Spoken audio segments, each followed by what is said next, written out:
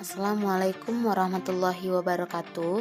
Perkenalkan, kami dari kelompok 5, kelas A1 Auditing 1, jurusan Akuntansi Fakultas Ekonomi Universitas Andalas. Nah, di sini kami akan membahas mengenai laporan auditor independen. Sebelum itu, izinkan saya memperkenalkan anggota kelompok, yaitu yang pertama ada saya sendiri, yaitu Kofifa Afiza dengan nomor BP 1910531032. Selanjutnya yaitu ada Intan Salsabila dengan nomor BP 1910531040, dan yang terakhir yaitu ada Ica Dwi Rahmawati dengan nomor BP 1910532051.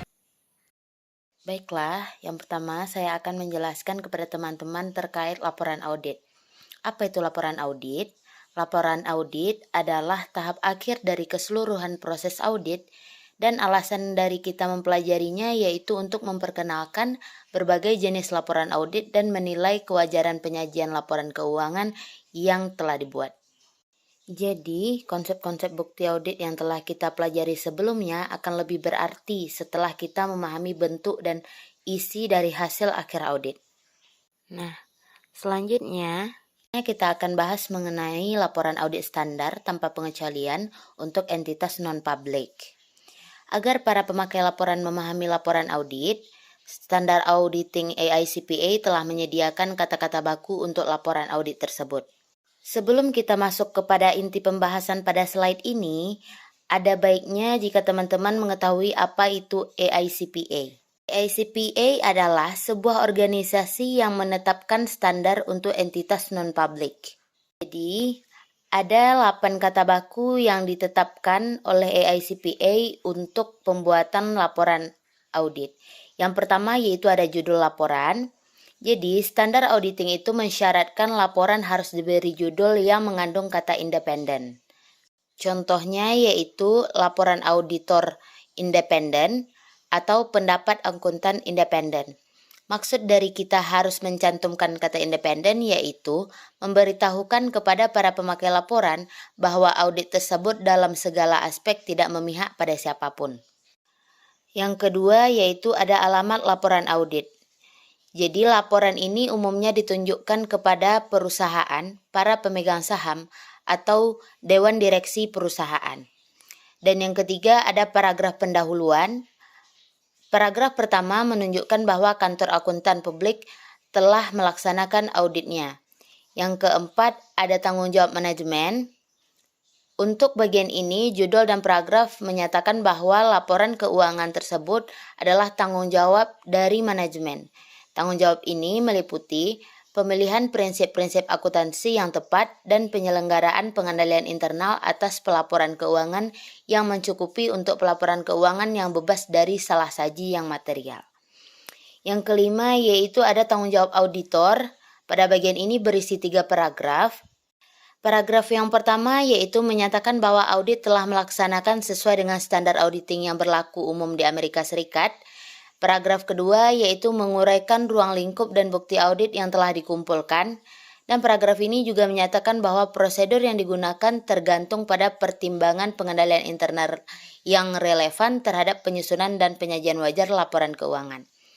Paragraf ketiga menunjukkan bahwa auditor yakin bukti audit yang tepat dan mencukupi telah diperoleh demi mendukung pendapat auditor. Yang keenam ada paragraf pendapat.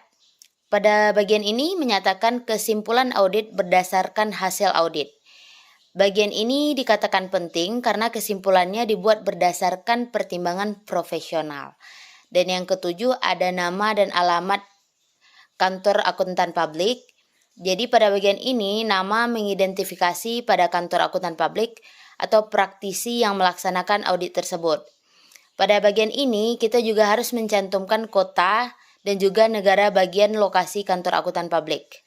Karena seluruh bagian dari kantor akuntan publik mempunyai tanggung jawab hukum dan profesional untuk memastikan bahwa kualitas audit memenuhi standar yang profesional. Dan yang terakhir adalah tanggal laporan audit. Tanggal yang tepat untuk dicantumkan dalam laporan audit yaitu ketika auditor menyelesaikan prosedur audit di lokasi pemeriksaan. Selanjutnya yaitu kita akan bahas mengenai kondisi laporan audit standar tanpa pengecualian. Jadi, laporan audit standar tanpa pengecualian ini bisa diterbitkan bila kondisi di bawah ini terpenuhi.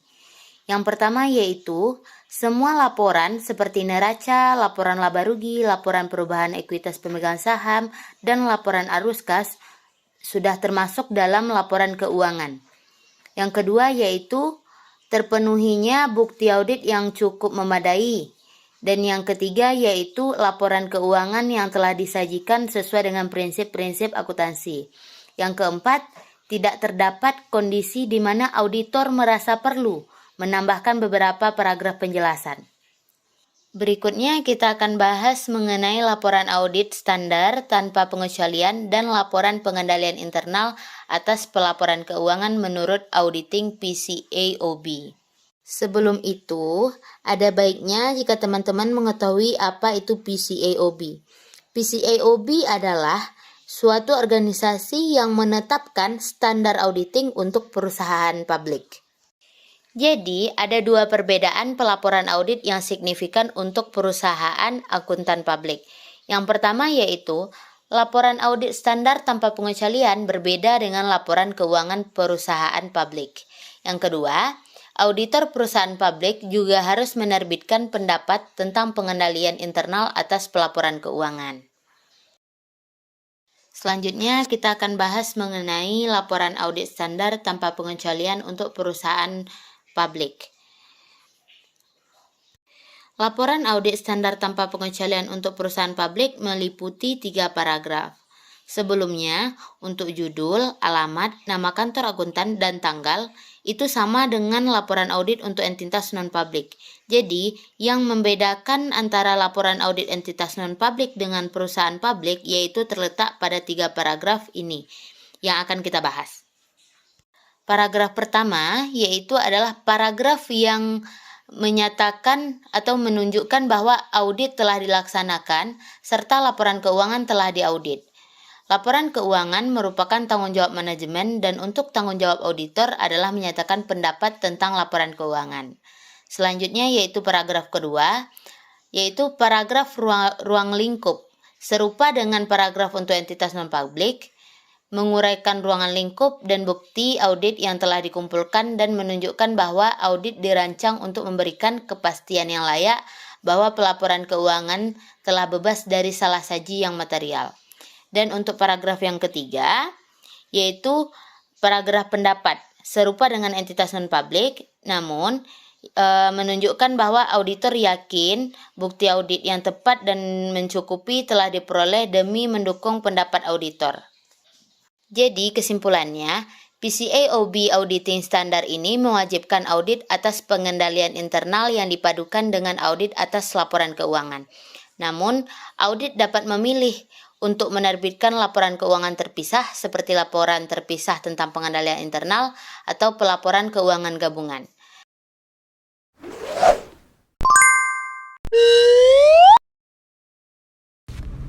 Oke, kita akan masuk ke laporan audit wajar tanpa pengecualian dengan paragraf penjelasan atau modifikasi kata-kata. Laporan ini sebenarnya memenuhi kriteria audit yang lengkap dan wajar.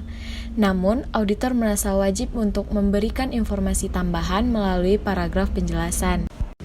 Hal ini disebabkan oleh 5 situasi, yaitu yang pertama tidak adanya penerapan yang konsisten dari prinsip-prinsip akuntansi yang berlaku umum. Yang kedua, keraguan yang substansial mengenai going concern. Yang ketiga, auditor setuju dengan penyimpangan dari prinsip akuntansi yang sudah dirumuskan. Lalu yang keempat, penekanan pada suatu hal atau masalah lain. Dan kondisi yang kelima adalah laporan yang melibatkan auditor lain. Yang pertama, tidak adanya penerapan yang konsisten dari prinsip-prinsip akuntansi yang berlaku umum. Apabila terjadi perubahan yang material, auditor harus memodifikasi laporannya dengan menambahkan paragraf penjelasan setelah paragraf opini. Ini merupakan contoh laporan audit dengan paragraf penjelasan karena ketidakkonsistenan penerapan prinsip akuntansi. Dapat kita lihat sebelum masuk ke paragraf penjelasan, laporan ini didahului oleh paragraf pengantar, paragraf lingkup, paragraf pendapat yang berisi pendapat auditor, dan setelah itu baru kita masuk ke paragraf penjelasan. Paragraf penjelasan itu biasanya membahas sifat perubahan dan juga mengarahkan pembaca ke catatan kaki. Contohnya di sini, sebagaimana dijelaskan pada catatan kaki nomor 8 atas laporan keuangan, perusahaan telah mengubah metode perhitungan biaya depresiasi dalam tahun 2000X2. Ini adalah contoh paragraf penjelasan pada kondisi pertama. Pada situasi ketidakkonsistenan penerapan prinsip akuntansi umum, auditor harus mampu membedakan antara konsistensi dan komparabilitas. Mana perubahan yang mempengaruhi konsistensi dan mana perubahan yang mempengaruhi komparabilitas namun tidak mempengaruhi konsistensi. Konsistensi di sini yaitu penerapan yang selalu sama dari tahun ke tahun, sedangkan komparabilitas itu mengidentifikasikan adanya persamaan dan perbedaan. Contoh perubahan yang mempengaruhi konsistensi yaitu misalnya saja perubahan pada prinsip akuntansi, seperti perubahan penilaian persediaan dari FIFO ke LIFO. Sedangkan contoh perubahan yang mempengaruhi komparabilitas tapi tidak mempengaruhi konsistensi yaitu seperti perubahan estimasi. Misalnya terjadi penurunan umur aset untuk tujuan penyusutan. Situasi yang kedua yaitu keraguan yang substansial mengenai going concern atau keberlanjutan perusahaan. Biasanya ini terjadi karena ada ketidakpastian kemampuan perusahaan untuk tetap bertahan. Ini diakibatkan karena beberapa faktor seperti adanya kerugian operasi yang berulang, ketidakmampuan perusahaan membayar kewajibannya ketika jatuh tempo, lalu adanya kehilangan pelanggan utama yang diakibatkan karena bencana seperti gempa bumi atau banjir. Dan ada faktor lain seperti proses hukum, undang-undang yang telah terjadi yang dapat membahayakan kemampuan entitas untuk beroperasi. Apabila auditor itu sudah menyimpulkan bahwa ada keraguan substansial tentang kemampuan perusahaan untuk melanjutkan usahanya, maka opini wajar tanpa pengecualian dengan paragraf penjelasan itu harus diterbitkan. Ini adalah contoh paragraf penjelasan karena keraguan yang substansial mengenai going concern. Dari contoh ini, kita mengetahui bahwa Fairfax Company mengalami kerugian berulang dan kekurangan modal, sehingga ini menimbulkan keraguan kemampuan perusahaan untuk bertahan. Situasi selanjutnya yaitu auditor setuju dengan penyimpangan dari prinsip akuntansi yang sudah dirumuskan. Untuk menjustifikasi opini wajar tanpa pengecualian, auditor harus menerima dan memberikan penjelasan dalam paragraf terpisah dalam laporan audit. Ini mengenai kemungkinan adanya misleading atau hasil yang menyesatkan apabila menaati prinsip akuntansi. Situasi yang keempat yaitu penekanan pada suatu hal atau masalah lain. Misalnya di sini informasi penjelas di mana auditor dapat melaporkannya sebagai penekanan pada suatu masalah, yaitu yang pertama contohnya adanya transaksi dengan pihak terkait yang bernilai besar. Lalu contoh yang kedua, terjadinya peristiwa penting setelah tanggal neraca, seperti adanya kerugian akibat piutang tak tertagih yang disebabkan karena pelanggan mengalami kesulitan keuangan dan bangkrut setelah tanggal neraca. Lalu kita masuk pada situasi yang kelima, yaitu laporan yang melibatkan auditor lain. Ketika klien memiliki operasi yang luas, akuntan publik itu biasanya mengandalkan KAP lain untuk melakukan sebagian proses audit. Jika KAP itu bergantung pada perusahaan KAP yang berbeda untuk melakukan bagian dari audit ini, maka KAP utama memiliki 3 alternatif, yaitu: pertama, tidak memberikan referensi dalam laporan audit. Apabila tidak ada referensi yang diberikan kepada auditor lain, maka opini wajar tanpa pengecualian itu akan diterbitkan. Pendekatan ini itu dilakukan pada saat auditor lain melakukan audit bagian yang tidak material dan auditor lain tersebut bertanggung jawab sendiri atas laporan dan auditnya. Tapi ini tetap diawasi oleh auditor utama. Lalu yang kedua itu memberikan referensi dalam laporan audit. Pendekatan ini itu dilakukan apabila auditor lain mengaudit bagian material terhadap keseluruhan laporan, yang mana ini menjadi laporan atau pendapat bersama tanpa menambahkan paragraf terpisah.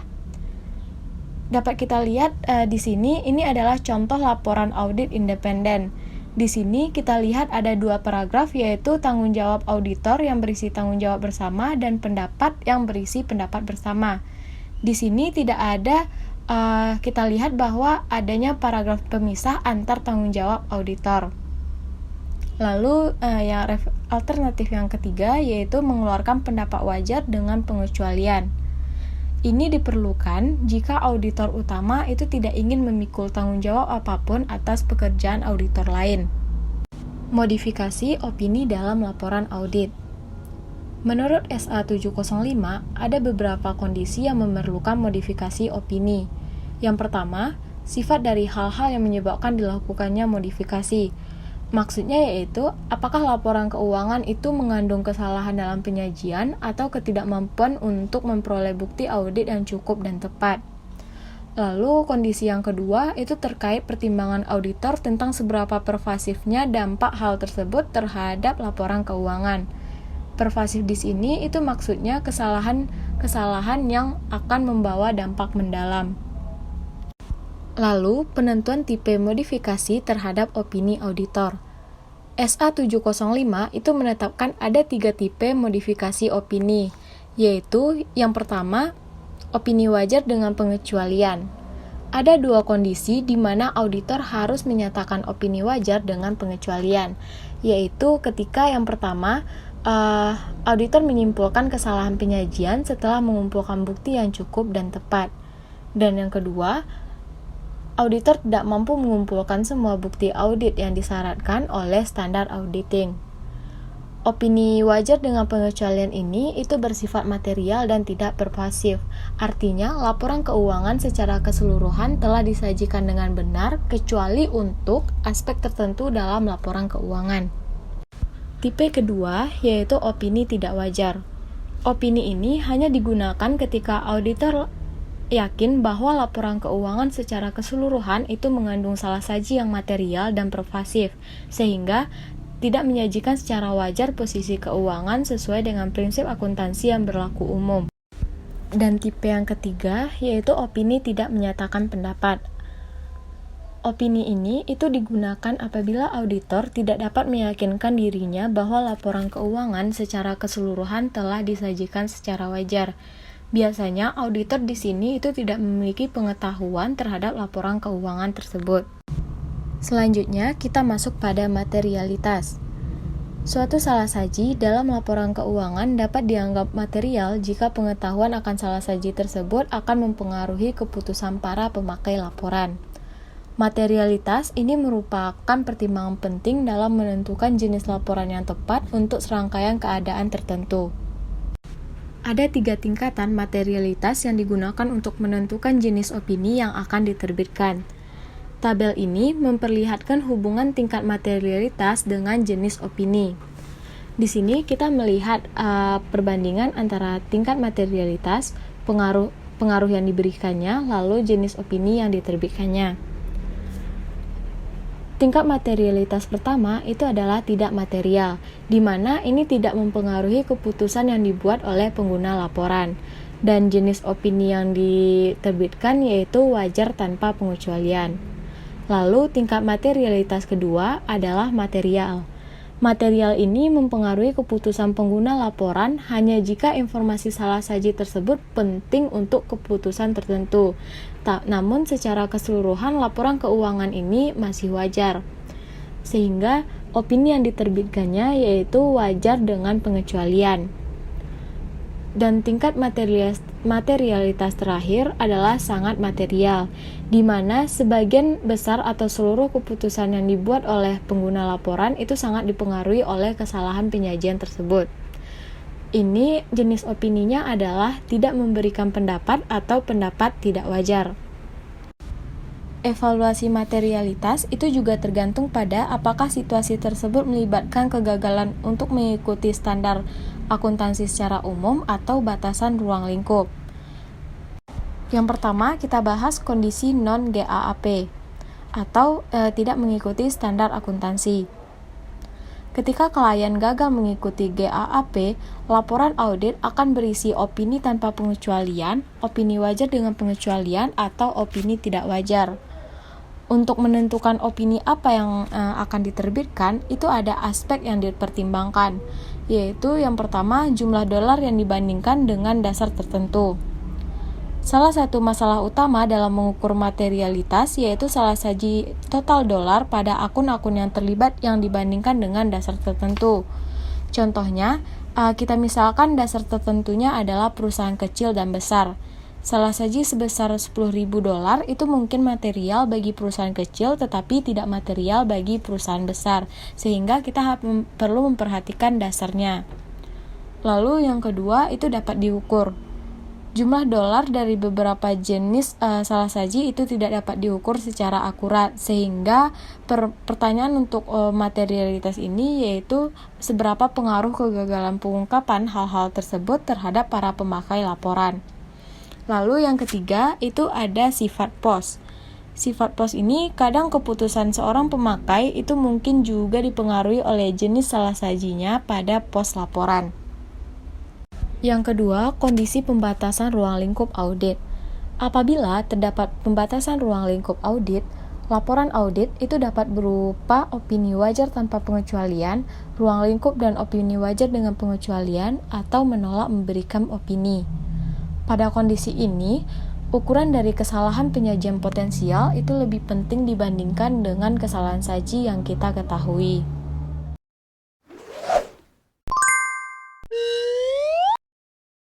Bahasan selanjutnya mengenai discussion of condition requiring a modification of opinion, di mana kondisi-kondisi yang dibutuhkan untuk memodifikasi opini. Subbab ini juga dibahas atau juga disebut dengan penyimpangan-penyimpangan yang diperlukan untuk laporan audit.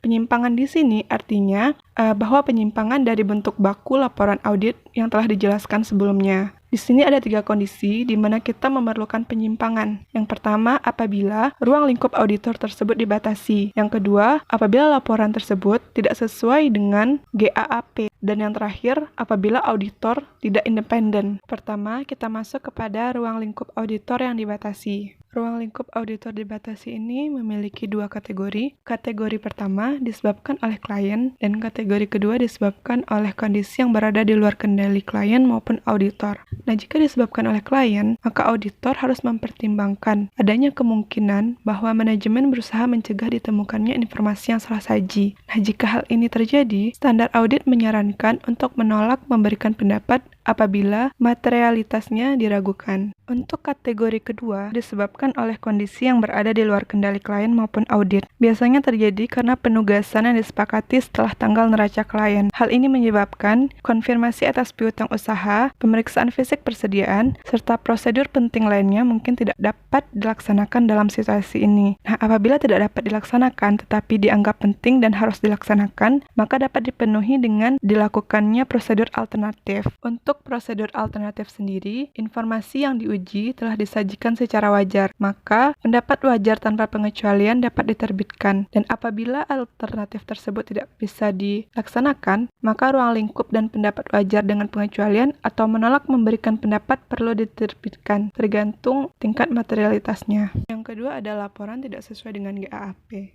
Ketika auditor mengetahui bahwa laporan keuangan tidak sesuai dengan GAAP atau Generally Accepted Accounting Principle dan klien tidak mampu atau tidak bersedia mengoreksi salah saji tersebut, maka auditor harus menerbitkan pendapat wajar dengan pengecualian atau pendapat tidak wajar, tergantung pada material pos yang dipertanyakan. Dan aspek terakhir yaitu auditor tidak independen. Ketika auditor tidak dapat memenuhi syarat independensi sesuai dengan ACPA, maka penolakan memberikan pendapat harus dilakukan, walaupun semua proses audit telah dilaksanakan. Nah, berikut ini ada contoh pernyataan untuk auditor yang tidak independen. Jadi hanya disajikan dalam satu paragraf saja. Bahasan selanjutnya yaitu mengenai proses pengambilan keputusan untuk laporan audit ini.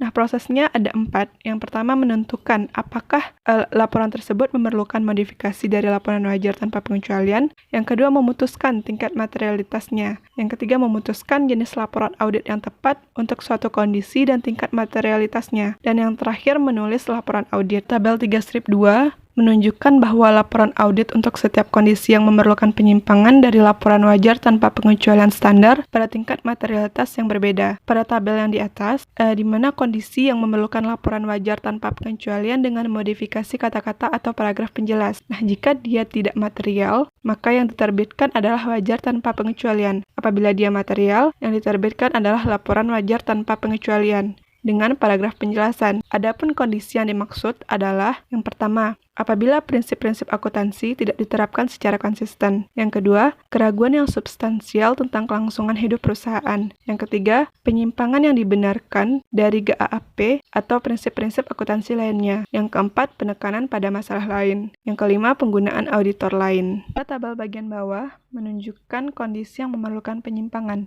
Ada 3 kondisi. Yang pertama, ruang lingkup dibatasi oleh klien atau kondisi lain. Jika dia tidak material, maka yang diterbitkan adalah wajar tanpa pengecualian. Jika dia material tetapi tidak pervasif atau tidak mempengaruhi laporan keuangan secara keseluruhan, maka yang diterbitkan adalah paragraf tambahan dan pendapat wajar dengan pengecualian. Jika dia material dan pervasif, maka menolak memberikan pendapat. Untuk kondisi kedua, di mana laporan keuangan tidak disajikan sesuai dengan GAAP. Jika dia tidak material, maka disajikan dengan wajar tanpa pengecualian. Jika material tetapi tidak pervasif, yang dibutuhkan adalah paragraf tambahan dan pendapat wajar dengan pengecualian. Jika sangat material dan pervasif, maka yang diterbitkan adalah pendapat tidak wajar. Kondisi ketiga adalah auditor yang tidak independen. Nah, jika auditor yang tidak independen, maka tidak ada alasan untuk menerbitkan pendapat. Maka yang seharusnya dilakukan adalah menolak memberikan pendapat, terlepas dari apakah dia materialitas ataupun tidak materialitas.